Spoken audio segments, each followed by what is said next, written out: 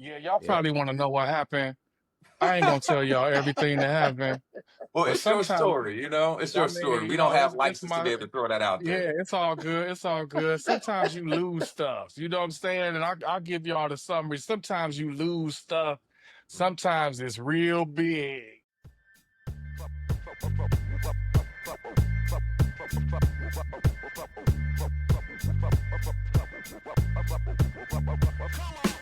Welcome to the 4050 Social Club. We are so excited to have you join us today as we talk about the important topics of helping you transition through the ages of 40 to 50. Black men, if you're out there, if you need a resource or reference point to share some time with myself, CJ, and Quest as we take you on different journeys and stories and give you our perspective on how to navigate through the most important years of your life, ranging from relationship to faith to finance to entrepreneurship to corporate America. You name it, we got you. Come join us, Black men, as we talk about some of the most pressing topics you'll want to talk about as you transition between the ages of 40, 50, 4050 Social Club. Let's check out this next topic today. Let's go, y'all. Hello, 4050 Social Club family. It has been a minute since we have been on here. For a lot of different reasons, this has come up, and we weren't going to say anything about it until Quest and I, as we were having our pre-production conversation, he gave me some feedback about what happened to us last week. We didn't wind up recording and doing all this, but we wound up having a really powerful moment. Lots of vulnerability in there. But anyway, Quest talked to me about it in a way that I was like, you know what? Let's throw this out there to the people and just Yeah. sort of share without having to go into depth about what it was. Let's just share. So, Quest, I'll kick it to you. Yeah, we just always want to make sure that we are there for each other. And sometimes you have to really just, sit back, you have to stop, and you have to look at what's in front of you and understand that it is worth you stopping to make sure that your community is okay, right? Like the community is us. We are that community of brotherhood, and we have to take a lot of what we say to you all and put it into practice within ourselves. And this was an opportunity in a moment that we had to just step away from the microphone and doing a thing like this, what we are doing right now with you all, and actually take a moment with ourselves and feed each other real quick and allow for us to be able to have that nourishment from each other so that we can continue on and continue through. Yeah, y'all Yeah. probably want to know what happened. I ain't gonna tell y'all everything that happened, Well, but it's your sometimes, story, you know. It's I your mean, story. We don't have it's license to be my, able to throw that out there. yeah, it's all good. It's all good. Sometimes you lose stuff. You know what I'm saying? And I'll give y'all the summary. Sometimes you lose stuff. Sometimes it's real big. Yeah. And it hit home, Yeah. and it hit me. And I lost something. My brothers were there to help me pick myself back up. And I can't thank them enough. I cried. They were there for me in ways that I was able to share in vulnerability with them. And Yeah. I'm sure one day on this journey, we'll share with you exactly what happened and what we learned from it. But I'm just so fortunate and thankful that these two cats were there for me in a moment of Yeah. vulnerability where I needed them most. And I wish we would have pressed record, but then y'all have seen me cry. So I don't know if I'm ready to share it with y'all like that. But in all honesty and in all seriousness, I just wanted to say thank you to these two gentlemen for being able to allow me to be vulnerable on me Appreciate you. losing something that was near and dear to me. And hey, sometimes when you lose stuff, it's just clearing things away for you to gain more stuff. And at the end of the day, it's all just stuff, you know? And so that's what I took Yeah. from our Yeah. time Yeah. together. Yeah. So let's jump back into this thing and get back into this connection. So let's do it, y'all. We're gonna sit here and talk a little bit about what it means to be a dad and what Happy Father's Day means to us and Woo! our Happy Father's evolution Day. and Father's Day and how we sharing it together. So let's jump into this episode. I know it's gonna be dope. So let's get at it.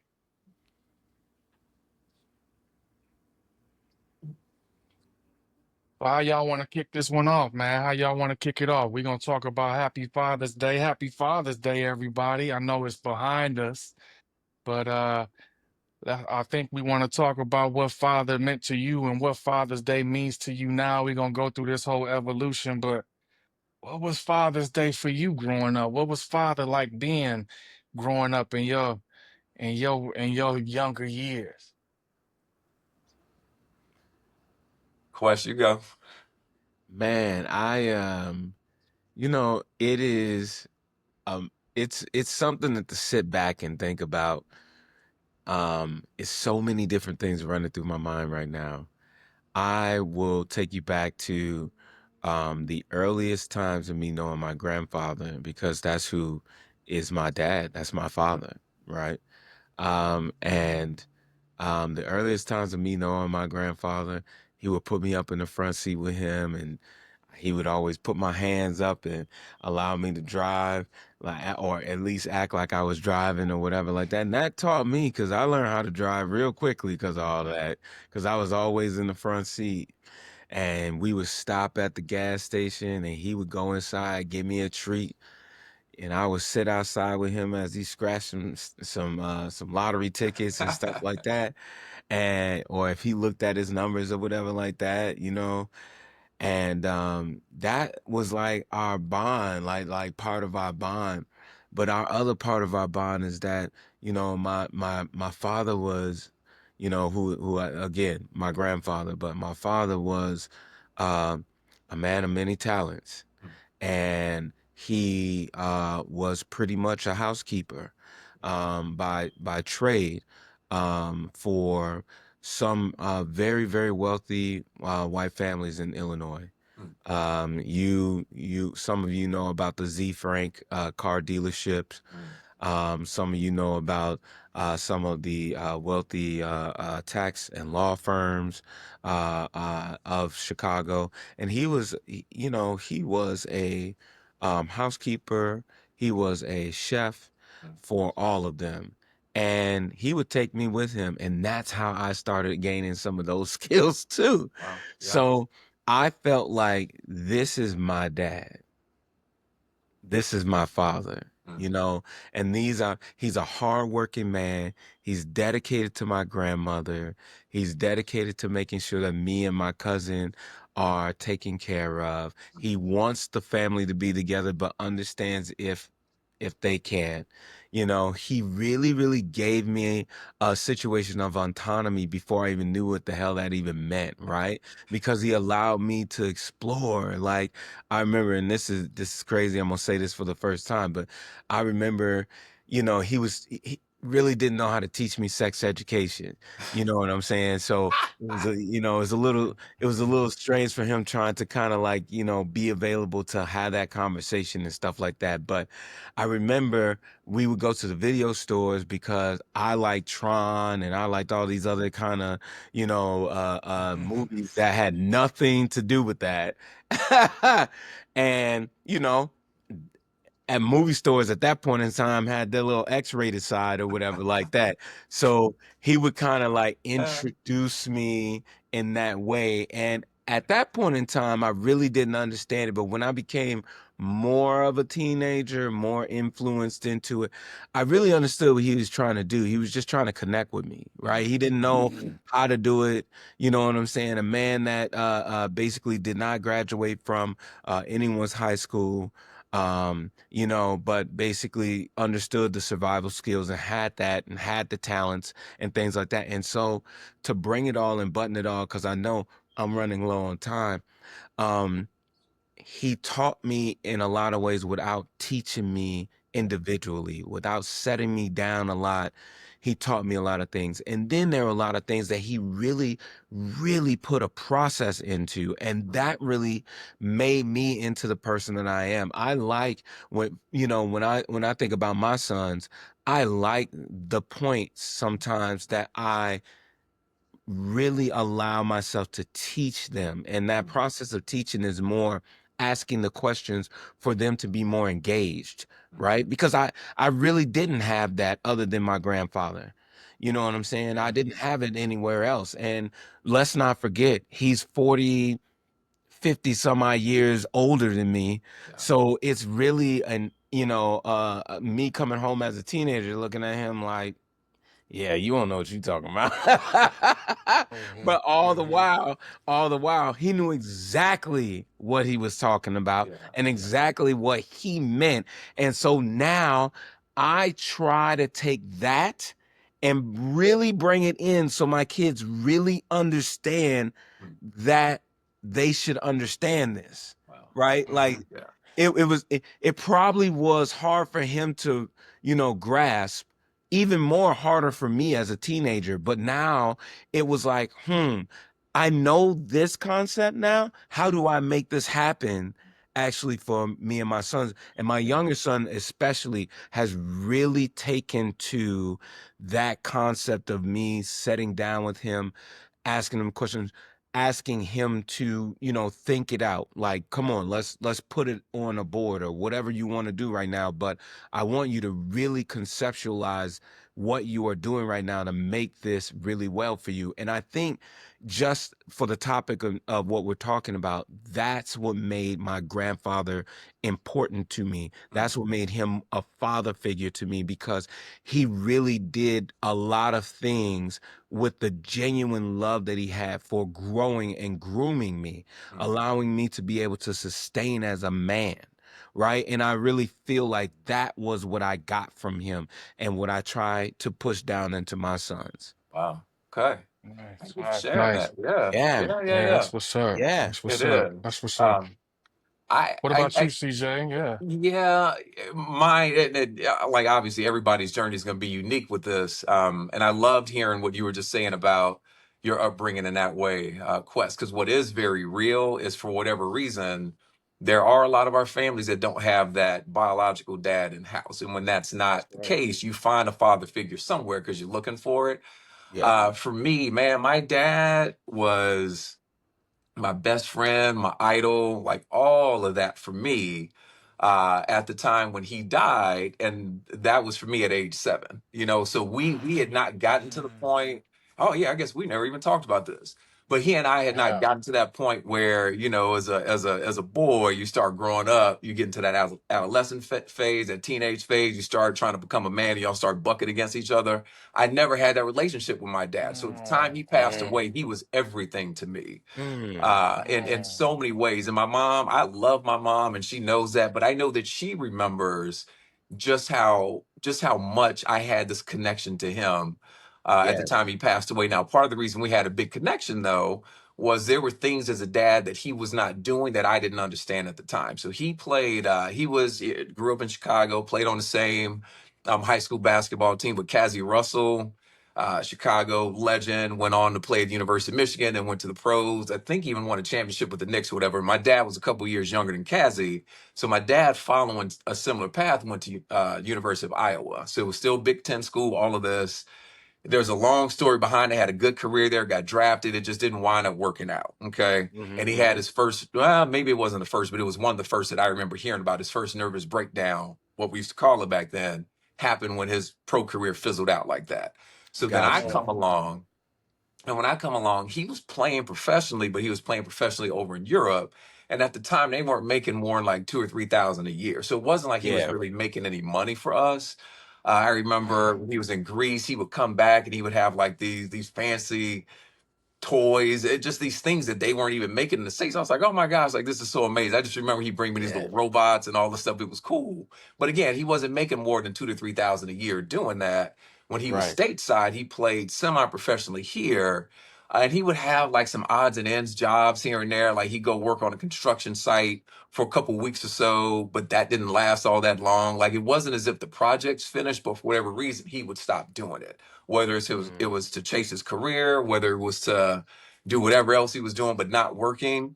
So I had a lot of, when he was home, I had a lot of time with him when I was younger. He played a lot of Yeah. golf. He'd go out to the local public course and play all the time, or he'd take me to the park and I'm shagging these golf balls as he's hitting them and doing that. So he was my guy.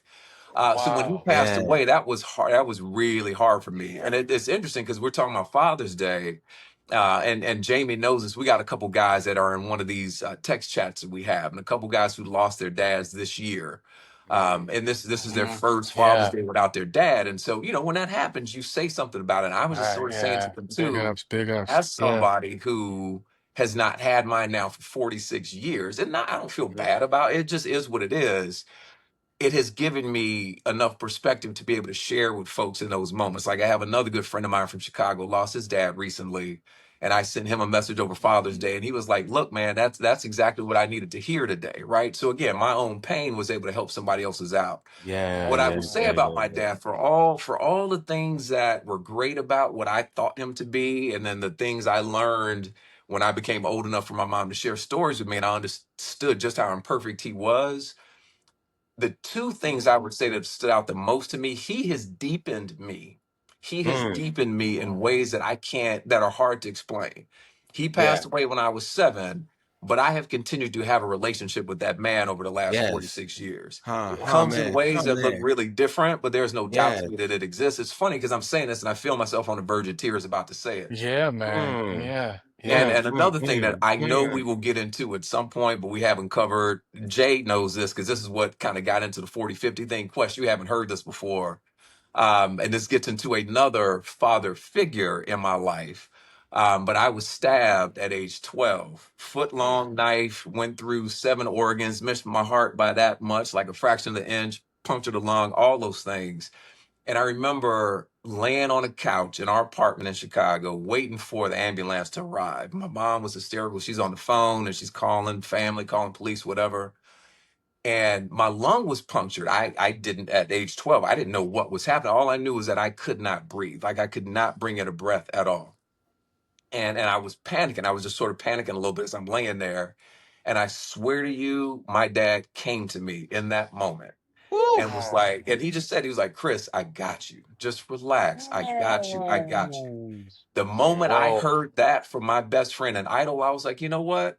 I'm gonna relax. And I did. And from that moment on, not only What? did I not, not only could I not tell that I wasn't able to breathe, like my breathing regulated somehow. I'm sure it didn't physically, but it was not, it just wasn't a thing for me after that. But Mm. more importantly, when I relaxed into him, that was the moment that I felt a presence that I'm going to tell you till I die was Oh, God, you know? oh So my when I think God. You about never, who oh I my God. am, when I think about who I am at my core, my dad passing away was such a part of my journey and has been a part of my journey that I Okay. acknowledge to this day. He and I still have a relationship. I say. So when I think fatherhood, that's the first place I go. There's another place I Yeah. go without getting too deep into this piece of it now, but that's my Mm. sister's father. So after my dad passed away, my mom wound up meeting another man. Eventually they get together. They never married officially, but one of those like together Yeah. 30, 40 years, common law marriage, Yeah. whatever. And so that's my sister's Yeah. dad. That's my younger sister's dad. And he and I, like the reason I moved out of the house at age 14 was because my relationship with him was so bad. And then again, I'll get into it at some point, but I was literally ready to try to kill that man.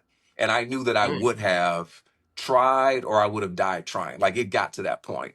So what Damn. I would say I learned through a lot of that was how not to be a father. And sometimes having those bad examples is just as important as having the good examples. Amen. Amen. Amen. So those are probably the two biggest forces for me when I think about my dad, when I think about my sister's dad, and the complexity of what those relationships were like and what it taught me about fatherhood. But then I also think about being that young, losing my dad, not having a good example of a father figure. My sister's dad, I was always looking for that guy. And so there were a number of Yeah. people over the years that filled that role for me, even if it was only for a season. Yeah. Like my one of my best friends growing up, Bernard, his dad, they lived right across the street from us, from my grandmother when I moved in there. And he was the only of all of us that all lived, like 20 boys all grew up in the same neighborhood together. He was the Hmm. only one whose dad was in the house. And so Yeah. this is my best friend. I am learning from his Mm. dad how to be Yeah. present in a Yes. family. Yes. I Yes. learned, even though he was present physically, he wasn't always present psychologically. So I learned, like, okay, even though he's here, he's still a little bit distant. So like there was all of that stuff that I think was Yes. running. But I then see again, I it. can point to person after person after person that I would say this about. So there have been a number of people I've looked at over the years, like, wow, that gives me something. And I guess lastly, I'm gonna touch on really quickly is my father-in-law. The family Okay. that I married into, and again, there are things about the way he went about parenting that I would never want to be, because I think he was a little bit too controlling in some ways, but he was still a great example for me to see on not only how to be present physically, but how to be a real presence in a way that your family feels, and in a way that creates space for both the mom and the dad to flex themselves as they needed to be what the family needed in that Got moment. you. And so I had the pleasure of having my father-in-law in my life until he passed away in 2012, but showed me a lot that I continue to carry on into this day. So again, that was a Wow. handful of things just getting into. Good, good Uh, Wow. Lord. but Wow. that's where it Wow. takes me. Wow. Wow. My Yes. Oh Lord, gosh. yeah, Jay, I'm what up about here you, like, man? yeah, man. how do I even come behind that? I don't even know how. I'm over here still like every time we talk, I learn more and more about each of you in ways that I didn't know before. And I'm over here just like awestruck, like, well, I'm still on the foot long knife penetration through the Nice. organs I'm oh and man. all Oh that, man. and I'm still stuck there. Shoot. So, but I Shoot. know Yo. that'll be a part of another unravel at some point. But what resonated with me was how the term Happy Father's Day hits different now, and it didn't hit different Mhm. until we got together today, because there's no singularity in Happy Father's Day. Like, Mm, mm, Mhm. especially when it comes to men, it's a community of fathers that have instilled things in us to make us who we are. It's not yeah. typically just one person. It's not just like a random, I'm speaking to just you or you, Quest. It's like I'm speaking to all the fathers that have helped raise me and instill these things in me. So it Mm, just hit different for me just right now. And I couldn't help but think about my grandfather, Quest, and how my grandfather was my dude, because my dad, that my biological father had me when he was 19, mm. and Mhm. my grandfather threatened his life, like, don't you ever come around him. If you do, I'll kill you. So, I had multiple things Wow. going on Mm, with Yeah. fathers in my life before I was even five, right? mm, And so, Yeah.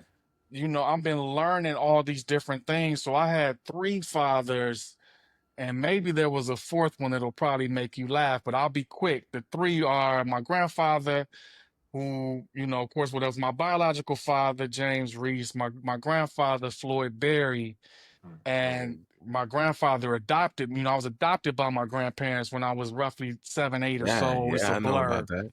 But my grandparents were at the forefront of my life because my biological parents were extremely young, mm, 17, 19, mm. things like that. My mother was Mhm. walking Mhm. across the Mhm. graduation stage with me in her belly from high school. So it's like, if Facts. that Come sheds with any it. light, thinking of, what a father meant at that age and the maturity that he didn't have, it's a blessing that my grandfather was like, don't you ever come around him again, Mm. because Mm. I'm sure I would not be the human being that I am right now without my grandfather. So my grandfather Gotcha. was like, I was the fourth injection, my mother and my two uncles, but I was like the golden child in terms of my grandparents felt like we got this one other opportunity to get it right.